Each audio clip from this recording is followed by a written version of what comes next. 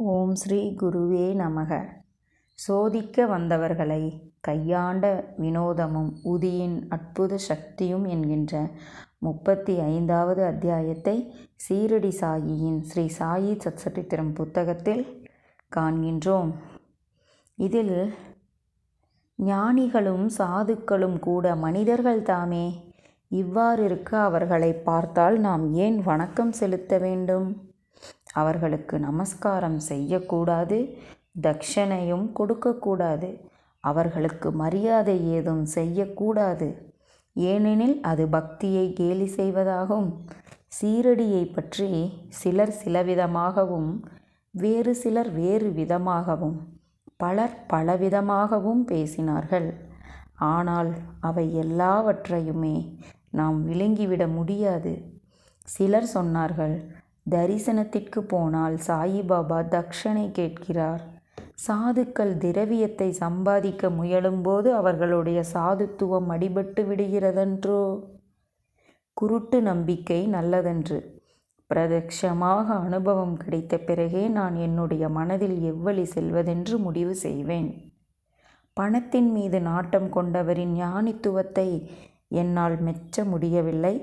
நான் தட்சணை கொடுக்க மாட்டேன். நம்முடைய வணக்கத்திற்கு அவர் தகுதியுள்ள பாத்திரமல்லர். எது எப்படி இருப்பினும் நான் சீரடிக்கு சென்று அவரை பேட்டி காண்பேன். ஆனால் பாதங்களுக்கு வந்தனம் செய்ய மாட்டேன், தட்சணை கொடுக்கவும் மாட்டேன். எவரெல்லாம் மனதில் இந்த குதர்க்கவாதங்களை திடப்படுத்தி கொண்டு கிளம்பினாரோ அவரெல்லாம் தரிசன யோகம் கிடைத்த பின் சாயியை சரணடைந்தார்கள். எவரெல்லாம் சாயியை கண்ணால் கண்டார்களோ அவரெல்லாம் தங்களுடைய நிலையில் உறுதியாக நின்றனர். மறுபடியும் சந்தேகம் கொண்டு திரும்பி பார்க்கவே இல்லை. சாயி பாதங்களில் மூழ்கிவிட்டனர். எவ்வளவு குதர்க்கவாதத்தோடு சீரடி வந்தாலும் சீரடி சாயியின் அந்த பிரம்மத்தின் முன்பு அனைத்து சந்தேகங்களும் தீர்க்கப்பட்டு அவர்கள் ஆத்மார்த்தமாக சாயியை வந்தவர்கள் வணங்கினார்கள். அவர்கள் தீர்மானம் செய்து கொண்டு வந்ததை அறவே மறந்து குற்ற உணர்ச்சியால் பாதிக்கப்பட்டு சாயி பாதங்களை வணங்கினர். தன்னுடைய மார்க்கமே சிறந்தது என்னும் அளவுக்கு மீறிய அபிமானம் செய்யப்பட்ட கதை இந்த அத்தியாயத்தில் சொல்லப்படுகிறது. பயபக்தியுடன் கேளுங்கள், ஜீவனுக்கு அத்தியந்த சுகம் கிடைக்கும். ரகுநாத தபோல்கர் ஐயா இதன் ஆசிரியர் மேலும் குறிப்பிடுகிறார், நாம் எல்லாம் தாயாமையின் அன்பார்ந்த பார்வை ஒன்றினாலேயே போசாக்கு பெறும் ஆமை குட்டிகள். நமக்கு எப்போதும் பசியில்லை, தாகமும் இல்லை, களைப்பும் இல்லை. எந்நேரமும் திருப்தியுள்ளவர்களாகவே இருக்கிறோம். கடைக்கண் பார்வை ஒன்றே போதும். நமக்கு சோறும் வேண்டாம், நீரும் வேண்டாம். அன்பான பார்வையே நம் பசியையும் தாகத்தையும் தணித்து விடுகிறது. அதை எப்படி தகுந்த அளவிற்கு புகழ முடியும்? கிருபா சமுத்திரமான சாயிராயரே நம்முடைய காட்சி அனைத்தும். இந்நிலையில் காட்சி பொருள், காண்பவன், காட்சி இந்த முக்கோண பேதம் மறைந்து மூன்றும் ஒன்றாகி விடுகின்றன. அதுபோலவே நாம் சருமத்திலும் தொடு உணர்ச்சியிலும் சாயியின் பிரகாசத்தை காண்கிறோம். மூக்கிலும் வாசனையிலும் அவ்வாறே சாயி உரைகிறார். காதில் ஓர் ஒளி விழும்போது சாயியின் உருவம் வெளிப்படுகிறது. கேள்வி, கேட்பவர், கேட்கும் செயல் இம்மூன்றும் ஒன்றாகி விடுகின்றன. நாக்கு ஒரு சுவையை அனுபவிக்கும் போது சாயி சுவையுடன் கலந்து விடுகிறார். இதன் பிறகு சுவையும் நாக்கும் சுவைக்கும் செயலும் ஒன்றாகி விடுவதில் அதிசயம் என்ன இருக்கிறது? கர்மேந்திரியங்கள் அனைத்தின் கதியும் இதுவே. அவையெல்லாம் சாயியை சேவித்தால் கர்ம வினைகள் அனைத்தும் அழியும், செயல்களின் விளைவுகளிலிருந்து விடுதலையும் கிடைக்கும். இவ்வாறு அருவ வழிபாட்டில் தீவிர நம்பிக்கை வைத்து உருவ வழிபாட்டிற்கு முதுகை காட்டுபவராக இருந்த நபர் ஒருவர் என்ன இருக்கிறதென்று தெரிந்து கொள்ளும் ஆர்வ பசியால் மட்டுமே உந்தப்பட்டு சீரடிக்கு செல்ல உற்சாகம் கொண்டார். ஆகவே அவர் சொன்னார், சாது தரிசனம் செய்வதற்கு மட்டுமே நான் சீரடிக்கு வருவோம். அவருக்கு வணக்கம் செலுத்த மாட்டோம், தட்சணையும் கொடுக்க மாட்டோம். இந்த 2 நிபந்தனைகளுக்கும் ஒத்துக்கொண்டால்தான் நான் சீரடிக்கு வருவோம். நண்பர் இதற்கு ஒத்துக்கொண்டவுடன் அந்த நபர் சீரடிக்கு தெம்புடன் கிளம்பினார். நண்பரின் பெயர் காகா மகாஜனி. பாபாவின் மீது பவித்திரமான பக்தியும் பிரேமையும் வைத்திருந்தவர். அந்த ஆசாமியோ சந்தேகங்களும் தவறான நம்பிக்கைகளும் நிரம்பிய பாத்திரம். இந்த காகா மகாஜனி கூட வர்றவர் பாபாவை சோதித்து பார்க்க வேண்டும் என்று நம்பிக்கை இல்லாமல் ஒரு ஆர்வக்கோளாறில் காகா மகாஜனி அவர்கள்கிட்ட, நான் அங்கு வருவேன், ஆனால் பாபா காலில் விழுந்து வணங்க மாட்டேன், அவருக்கு தட்சணையும் கொடுக்க மாட்டேன் என்று கூறிக்கொண்டு இவருடன் பாபாவை சோதிப்பதற்காக கிளம்புகிறார். இருவரும் ஒரு சனிக்கிழமை இரவு பம்பாயிலிருந்து கிளம்பி ஞாயிற்றுக்கிழமை காலையில் சீரடி வந்து சேர்ந்தனர். சாயி தரிசனம் செய்வதற்கு இருவரும் உடனே மசூதிக்கு சென்றனர். அப்பொழுது என்ன நடந்ததென்பதை கவனமாக கேளுங்கள். காகா மகாஜனி மசூதியின் முதற்படியில் கால் வைத்தவுடனே கூட வந்த அந்த நண்பரை தூரத்திலிருந்தே பார்த்துவிட்ட பாபா மதுரமான குரலில் கேட்டார், நீர் ஏன் வந்தீர் ஐயா என்று பாபா கேட்குறாரு. அன்பு ததும்பிய இவ்வார்த்தைகளை கேட்ட காகா மகாஜனியின் நண்பர் சூக்குமமான குறிப்பை உடனே அடையாளம் கண்டுகொண்டார்.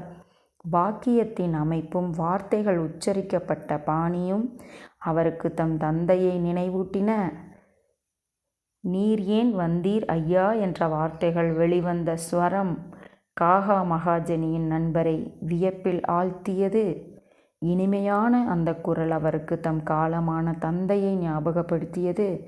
குரலும் வார்த்தைகள் வெளிவந்த பாணியும் அவருக்கு தந்தையினுடையதைப் போலவே இருந்தன.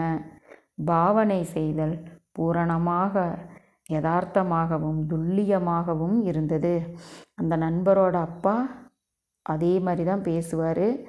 அதே போல் இருக்கிறது சாயி தேவர் கேட்ட வார்த்தை.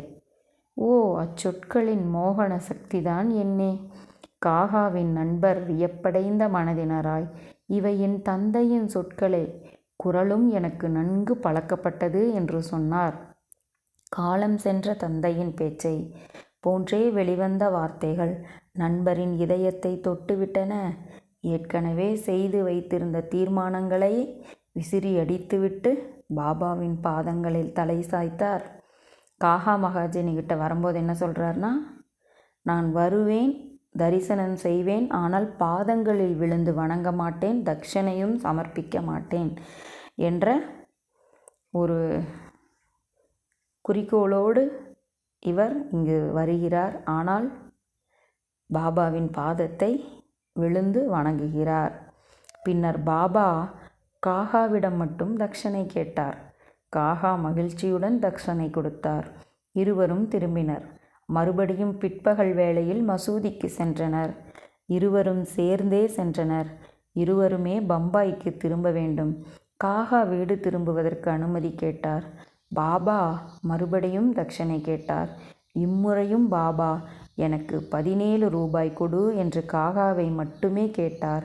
நண்பரை ஏதும் கேட்கவில்லை. நண்பரின் மனம் உறுத்தியது. காகாவிடம் நண்பர் கிசுகிசுத்தார். பாபா ஏன் உங்களை மட்டும் தட்சணை கேட்கிறார்? காலையிலும் உங்களைத்தான் கேட்டார், இப்பொழுதும் உங்களை மட்டும் கேட்கிறார். நான் உங்களுடன் சேர்ந்து இருக்கும் பொழுது தட்சணைக்கு என்னை ஏன் விலக்கி விடுகிறார்? காகா மெல்லிய குரலில் பதிலுரைத்தார். பாபாவிடமே இந்த கேள்வியை கேளுங்கள். இந்த நண்பர் தான் அங்கேயே முடிவு செஞ்சுட்டு தானே வந்திருக்கிறாரு. இப்போ பாபாவிற்கு அது தெரியுமல்லவா? திடீரென்று பாபா காகாவை கேட்டார், என்ன நண்பர் உம்மிடம் என்ன சொல்கிறார்? நண்பர் இப்பொழுது நேரிடையாகவே பாபாவை கேட்டார். நான் உங்களுக்கு தட்சணை கொடுக்கலாமா? பாபா பதில் சொன்னார், உம்முடைய மனதில் கொடுக்க வேண்டுமென்ற விருப்பம் இல்லை, ஆகவே நான் கேட்கவில்லை. இப்பொழுது உமக்கு கொடுக்க விருப்பம் இருந்தால் கொடுக்கலாம். பாபா கேட்ட போதெல்லாம் காகா தட்சணை கொடுப்பது பற்றி அந்த கூட வந்த நண்பர் காகாவை குற்றம் சாட்டுவது வழக்கம். இப்பொழுதோ பாபா கேட்காமலேயே தட்சணை கொடுக்கட்டுமா என்று அதே மனிதர் கேட்கிறார். காகா ஆச்சரியமடைந்தார். பாபா விருப்பமிருந்தால் கொடுக்கலாம் என்று சொன்னவுடனே நண்பர் தாபலிக்க முடியவில்லை. உடனே 17 ரூபாயை பாபாவின் பாதங்களில் வைத்தார். பாபா அப்பொழுது அவரிடம் சொன்னார், போவதற்கு என்ன அவசரம், ஒரு கணம் உட்காரும். பிறகு பாபா அவருடைய பேத புத்தியை சீர்படுத்துவதற்காக இனிமையான வார்த்தைகளால் உபதேசம் செய்தார். அந்த நண்பர் குறுக்கு புத்தியால் தானே இங்கே என்ன இருக்கிறது என்று காண வேண்டும் என்று சோதிக்க வந்தவர்தானே. பாபா அவரின் பேத புத்தியை சீர்படுத்த இவ்வாறு குறிப்பிடுகிறார். உமக்கும் எனக்கும் நடுவே பேதம் கற்பிக்கும் தேளியின் சுவற்றை இடித்து நிரவி விடுங்கள். ஒருவரை ஒருவர் சந்திக்க உதவும் வழி அகலமாக திறந்து கொள்ளும். பிறகு அவர்கள் வீடு திரும்புவதற்கு பாபா அனுமதி அளித்தார். ஆனால் இருண்ட வானத்தை பார்த்த மாதவராவ், போகும் வழியில் இவர்கள் மலையில் மாட்டிக்கொள்வார்கள் போலிருக்கிறதே என்று பாபாவிடம் சொன்னார். பாபா பதில் கூறினார், இவர்கள் தைரியமாக கிளம்பட்டும். மலையை பார்த்து வழியில் பயப்படுவதற்கு ஏதுமில்லை. பாபா இவ்வாறு குறிப்பிடுகிறார். ஆகவே இருவரும் பாபாவின் பாதங்களுக்கு வந்தனம் செய்துவிட்டு போய் குதிரை வண்டியில் உட்கார்ந்தனர். காற்றில் நீர்மட்டம் அதிகரித்தது. வானத்தில் மின்னல் அடித்தது. கோதாவரி நதியின் பெருக்கம் அதிகமாகியது. வானம் கடகடவென்று கர்ஜித்தது. நதியை படகினால் கடக்க வேண்டிய அவசியம் ஏற்பட்டது. ஆனாலும் காகாவுக்கு பாபா அளித்த உறுதிமொழியின் மீது முழு நம்பிக்கை இருந்தது. ஆனால் கூட வந்த நண்பருக்கோ எப்படி சௌகரியமாகவும் பத்திரமாகவும் வீடு போய் சேர்வது என்பதே பெருங்கவலை. வழியில் நேரக்கூடிய சங்கடங்களை கற்பனை செய்து ஏன் இங்கு வந்தோம் என்றெண்ணி வருத்தப்பட்டார். ஆனால் பாபாவின் ஆணைப்படி அவர்கள் பத்திரமாகவும் சுகமாகவும் நதியை கடந்த பின் பம்பாய்க்கு ரயிலேறினர். அதன் பிறகே மேகங்கள் மழையை கொட்ட ஆரம்பித்தன. இருவரும் பயமேதுமின்றி பம்பாய் சென்றடைந்தனர். இவ்வாறு சாயியின் அருள் அந்த மனிதருக்கும் கிடைத்தது. சோதிக்க வந்தார். தட்சணை கொடுக்க மாட்டேன், வணங்க மாட்டேன் என்று அவரே சாயியின் காலில் விழுந்து சாஷ்டாங்கமாக நமஸ்காரம் செய்து தட்சணையும் சமர்ப்பித்து சென்றார். இவ்வாறு சாயிக்கு அனைவரும் வரும் பக்தர்கள் அனைவருமே ஒன்றே. குருபாதமே கதி.